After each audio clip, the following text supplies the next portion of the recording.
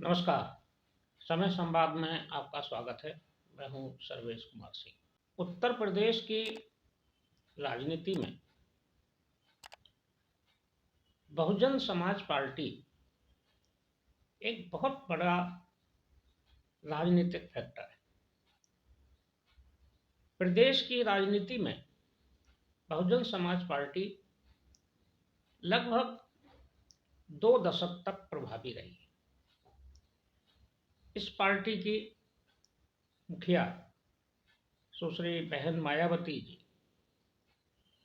4 बार राज्य की मुख्यमंत्री रही। इन 4 में से 3 बार वे भारतीय जनता पार्टी के सहयोग से मुख्यमंत्री बनी हैं और एक बार अपने दम पर उन्होंने सरकार बनाई। मायावती जी का और उनकी पार्टी का महत्व इसलिए है उत्तर प्रदेश में कि वे एक बहुत बड़े वोट बैंक का प्रतिनिधित्व करती हैं, या कहा जाए कि एक बड़ा वोट बैंक उनके पास है। ये वोट उनकी जाति का है, अनुसूचित जातियों का है या दलित जातियों का है। बहुत कम प्रतिशत होने के बाद भी उनकी ताकत, अगर हम 2004 के चुनाव को छोड़ दें तो लगभग 2 डिजिट में उनके सांसद जीतते रहे हैं लोकसभा में। और अब जो इस समय की जो ये लोकसभा चल रही है, 17वीं लोकसभा, इसमें बहुजन समाज पार्टी के 10 सांसद हैं, यानी कि 2019 के चुनाव में उनके 10 सांसद जीत कर आए। अभी पिछले काफी समय से, यानी कि 1 या 2 महीने से उनके अगले कदम के बारे में कयास लगाए जा रहे हैं। कभी चर्चा उठती है कि मायावती जी इंडिया गठबंधन के साथ जाएंगी, कभी चर्चा होती है कि वो इंडिपेंडेंट लड़ेंगी। हालांकि उन्होंने घोषणा यही की हुई है कि वो किसी के साथ गठबंधन नहीं करें। लेकिन अभी कुछ दिन पहले ही, 15 दिन पहले, उनका एक बयान इस तरह का भी आया कि दूसरे दलों को आलोचना करने से बचना चाहिए। विशेष रूप से विपक्ष के नेताओं के लिए उन्होंने कहा कि पता नहीं कब किसको किसकी जरूरत पड़ जाए, यानी कि भविष्य में कुछ भी हो सकता है। वैसे भी राजनीति अनिश्चितताओं का एक जगह है जहां कोई भी गठबंधन हो सकता है, कोई भी गठबंधन टूट सकता है, कोई भी नेता या दल किसी के साथ जा सकता है, किसी से भी अलग हो सकता है। बहुत राजनीतिक सिद्धांत के लिए इसमें जगह कोई होती नहीं है कि सिद्धांत के आधार पर ये तय करे या विचारधारा के आधार पर तय करे कि हमें कहाँ जाना है, कहाँ नहीं जाना है। एक समय था जब विचारधारा पर भी फैसले होते थे, लेकिन वो विचारधारा के दीवारें और विचारधारा के प्रतिबंध टूटे भी हैं। कई बार संघ की विचारधारा के लोग, भारतीय जनता पार्टी में जो लोग हैं या जनसंघ में जो लोग थे, उन्होंने कम्युनिस्टों के साथ जाकर 1977 में आंदोलन किया और सरकार बनी, समाजवादियों के साथ बनी, एक साथ कांग्रेस का विरोध किया था। उसी तरह से एकदम हिंदूवादी पार्टी शिवसेना, उद्धव ठाकरे का जो गुट है, उसने धुर विरोधी कांग्रेस की विचारधारा के साथ, कांग्रेस के साथ समझौता किया। तो राजनीति में कहीं भी कुछ भी हो सकता है। अब उत्तर प्रदेश में मायावती जी के अगले कदम पर सबकी निगाह है और वे भी उत्साहित होंगे कि वो अगले चुनाव में कुछ अच्छा कर पाए, यानी कि 2024 का जो चुनाव है, उनकी उम्मीद होगी कि वो जो 2019 का जो परिणाम है उससे आगे बढ़े। उनकी अपेक्षा होगी कि कम से कम जो 2009 में लोकसभा चुनाव में जो सफलता मिली थी बहुजन समाज पार्टी को, और वो अभी तक की उच्चतम सफलता है, यानी कि उन्हें 2009 के चुनाव में 21 सीटें मिली थी। 21 सीटें जीतकर वो एक महत्वपूर्ण दल के रूप में लोकसभा में उभरी थी। लेकिन इसके बाद अगले ही चुनाव में जब मोदी लहर चली और भारतीय जनता पार्टी सत्ता में आई, प्रधानमंत्री बने नरेंद्र मोदी, तो वो चुनाव बसपा के इतिहास का सबसे खराब दिन भी हो गया, जब 2014 के चुनाव में बहुजन समाज पार्टी शून्य पर आ गई, एक भी सांसद उनका जीत नहीं सका। ये उनके लोकसभा के इतिहास का सबसे खराब अध्याय कहा जा सकता है। लेकिन अगले ही चुनाव में 2019 में बहुजन समाज पार्टी ने अपने प्रदर्शन को सुधार लिया, लेकिन ये प्रदर्शन उनका सुधरा समाजवादी पार्टी के साथ गठजोड़ के कारण। समाजवादी पार्टी से 2019 में बहुजन समाज पार्टी का काफी दिन तक 36 का आंकड़ा रहने के बाद समझौता हो गया था। एक मंच पर मुलायम सिंह और मायावती मैनपुरी में दिखाई दिए थे। मैनपुरी की लोकसभा क्षेत्र के प्रचार में मायावती गई थी मुलायम सिंह जी के समर्थन में, और एक मंच पर ये पहली बार आए थे, लगभग कहा जाए कि 1.5 दशक के बाद, और उन्हें सफलता भी मिली। 10 सीटें मिली, 0 से 10 पर आए, बहुजन समाज पार्टी आई। लेकिन समाजवादी पार्टी को कोई विशेष लाभ नहीं मिला। समाजवादी पार्टी 5 पर थी और 5 पर ही रही। 2014 में भी 5 पर थी और 2019 पर भी 5 पर ही रही। बहुजन समाज पार्टी का जो ग्राफ है, अगर इसे देखा जाए तो अपनी स्थापना के बाद से ही आगे बढ़ना शुरू हो गया था इनका चुनावी प्रदर्शन। हालांकि पहला लोकसभा चुनाव मायावती जी ने खुद हरिद्वार से लड़ा था 1984 में, लेकिन वो चुनाव हार गई थी। और फिर ये पार्टी इनकी 14 अप्रैल 1984 को बनी थी। हालांकि पहला इन्होंने जो सफलतापूर्वक चुनाव लड़ा या उसमें कुछ सफलता मिली, ये चुनाव इन्होंने 1989 का लड़ा। इसमें इन्हें 4 सीटें मिली थी। उसके बाद कभी 3 सीट, कभी 4 सीट, ऐसे ये जीतती रही।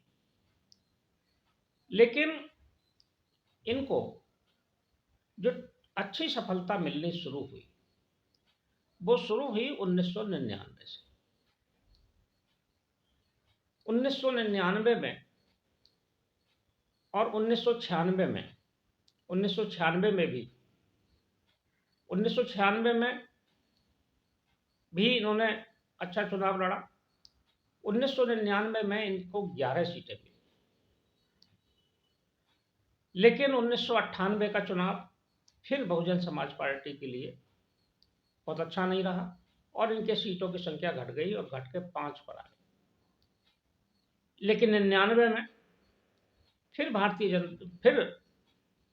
जब भारतीय जनता पार्टी की सरकार बनी थी 99 में, अटल जी तीसरी बार प्रधानमंत्री बने थे, तब फिर बहुजन समाज पार्टी ने एक बार फिर अपना प्रदर्शन सुधारा था और इस चुनाव में इन्हें अच्छी सफलता मिली और 14 सीटें 1999 में इन्होंने जीती। एक ये बड़ी सफलता थी 1999 में, 14 पर आई पहली बार। और 2004 का जब चुनाव आया तो बसपा ने फिर अपनी ताकत बढ़ाई, सीटें इनकी फिर बढ़ी और ये 19 पर आ गए। 2004 में इन्हें 19 सीटें मिली। 2009 का चुनाव एक बार फिर जब यूपीए की सरकार बनी, तब फिर बहुजन समाज पार्टी ने बहुत अच्छा प्रदर्शन किया और इन्हें सर्वाधिक सफलता, जो उच्चतम सफलता जिसे कहा जा सकता है, वो मिली और 21 लोकसभा सीटें इन्होंने जीती। यही इनका सर्वश्रेष्ठ प्रदर्शन। बहुजन समाज पार्टी की अपेक्षा है कि वो कम से कम 2009 का परिणाम एक बार फिर हासिल करे या उससे अधिक हासिल करे। इसके लिए मायावती जी अपने प्रदेश में प्रयास कर रहे हैं। हालांकि परिस्थितियां उनके लिए बहुत प्रतिकूल हैं। प्रतिकूल इसलिए हैं कि जब 2009 के चुनाव में इन्होंने 21 सीटें जीती थी, तब एक तो इनकी सरकार थी उत्तर प्रदेश में और ये जो 21 सीटें थी ये सभी उत्तर प्रदेश की थी। एक तो इनकी सरकार चल रही थी, 2007 में सरकार बन गई थी, 2007 में भी अच्छा प्रदर्शन करके आई थी, बहुत अच्छे अकेले दम पर सरकार बनाई थी इन्होंने। 2000 अ, अ, उस समय इनको 2007 के चुनाव में 206 सीटें मिली थी विधानसभा में। उत्तर प्रदेश की 403 में से 206 सीटें जीती थी और इनको 30.45% वोट भी मिला था। ये इनका विधानसभा में उच्चतम प्रदर्शन है। उसी दौरान 2 साल बाद ही लोकसभा चुनाव हुए थे। तो सत्ता में रहते हुए उन्होंने 2021 का चुनाव लड़ा था। और दूसरी सबसे बड़ी बात ये थी कि यही कालखंड है जो 2004 के बाद शुरू होता है और 2009 पर उच्च स्तर पर रहा, कि इसमें इनका वोट प्रतिशत भी सर्वाधिक था, क्योंकि 2004 के चुनाव में भी बहुजन समाज पार्टी को 25.59% वोट मिला था। यानी कि वोट प्रतिशत 2004 में भी अच्छा था और 2009 में तो सर्वाधिक था, 30.45% था। लेकिन सत्ता में थी। एक लाभ इनको ये भी था, जो प्लस पॉइंट था बहुजन समाज पार्टी का, कि इनके साथ दलितों के साथ साथ, यानी कि अनुसूचित जातियों के साथ साथ ओबीसी का भी एक बड़ा वर्ग इनके साथ जुड़ा हुआ था।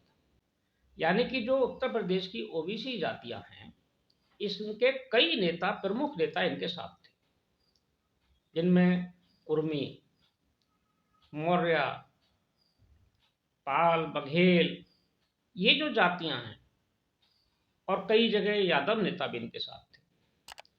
तो जो ओबीसी और अति पिछड़े, पिछड़े और अनुसूचित जातियों का वोट बैंक था, वो पूरा मायावती जी के साथ एक तरह से जुड़ा हुआ था।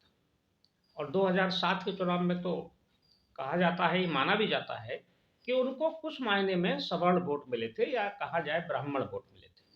ब्राह्मणों का साथ भी संभवतः उनको मिला था। सतीश चंद्र मिश्रा ने काफी परिश्रम किया था और सतीश चंद्र मिश्रा के प्रयास से ब्राह्मण भी उनके साथ जुड़े थे।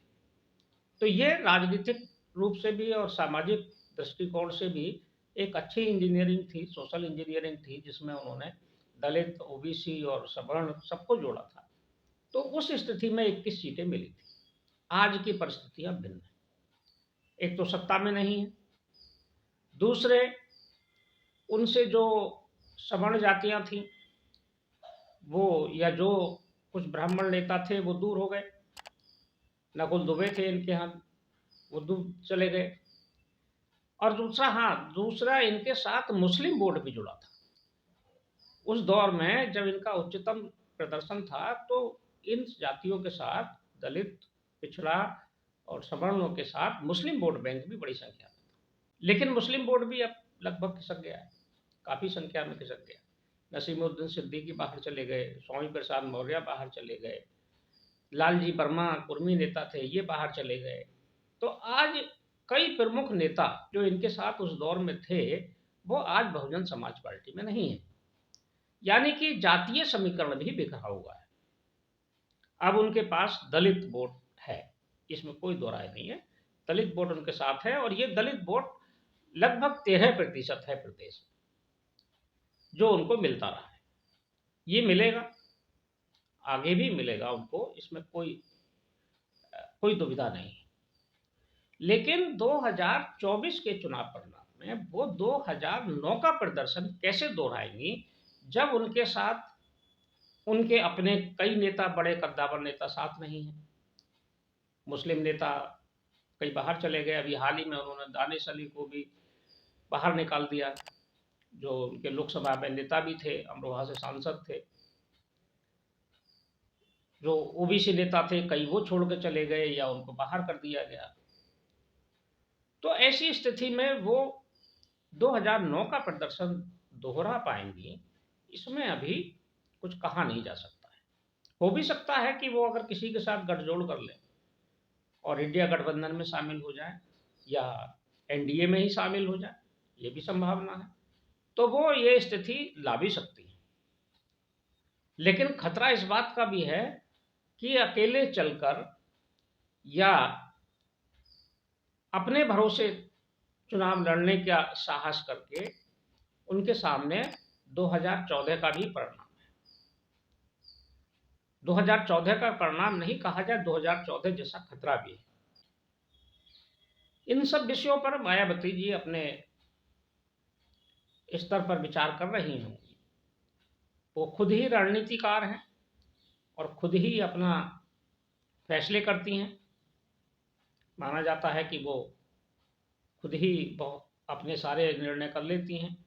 बहुत ज़्यादा दूसरे नेताओं का कोई बहुत महत्व रहता नहीं है। उनकी जो जिस तरह की उनकी कार्य पद्धति है और जो कार्य प्रणाली है, हालांकि खुद निर्णय करके भी उन्होंने अच्छे परिणाम लिए हैं। लेकिन 2024 में सवाल वही है कि क्या मायावती एक बार फिर 2009 के चुनाव परिणाम को दोहरा पाएंगी? क्या वो 20 की संख्या से आगे बढ़ पाएंगी, या जो स्थिति 2019 में रही है वो रहने वाली है, या उससे भी नीचे जाने वाली? कुछ कहा नहीं जा सकता है, ये राजनीति है।